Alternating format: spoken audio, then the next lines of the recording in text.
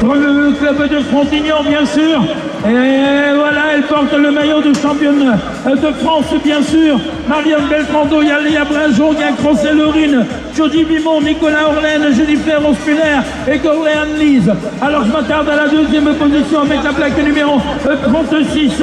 Il s'agit avec également la plaque 03 Rospulaire, Jennifer, une Allemande qui occupe la troisième position, excellente position.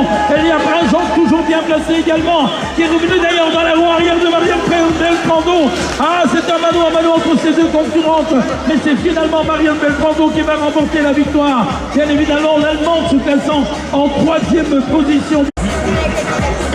Allez, c'est bien la catégorie des cadettes, les plaques bleues qui défilent actuellement sur la piste. Capucine Favre, il y a Chloé Bréhin qui est restée un petit peu enfermée ici dans l'intérieur. Agathe Bodino qui fait le bloc passe pour se placer éventuellement dans le quintuor de tête.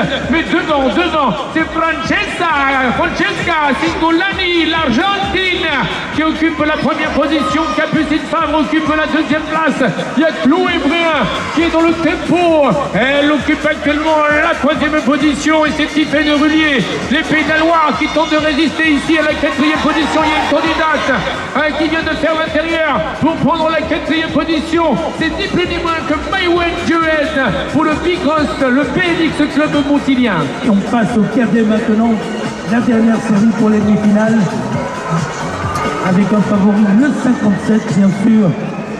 Pour le BMX Corsin, Alexis Pizanowski qui était très impressionnant durant la matinée et également hier durant l'après-midi. Il y a Agosti Victor, il y a Mathis Louet, Darman Jacobs l'Allemand. Attention à lui l'Allemand avec la plaque 513, mais pour l'instant c'est Pizanowski qui est en tête.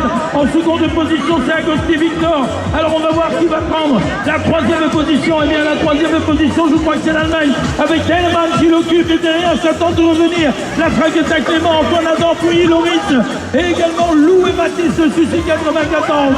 Alors victoire de Alexis Pizanowski bien sûr, voilà, qui passe la ligne d'arrivée en grand vainqueur de cette première demi-finale bien sûr.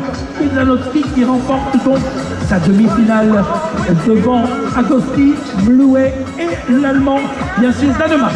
Et la deuxième demi-finale de cette catégorie des cadets, regardez le pilotage très très juste et très productif de monsieur Louison Rousseau. Oh, le pilote a pris possession de la première place avec monsieur Yann Dufresne, on occupe la deuxième place. Attention, ça pousse fort avec Hippolyte Bourdeau, également la troisième position. Et Mathis Jacquet qui tente de revenir à la quatrième position. Oh, que c'est chaud dans cette fin de parcours.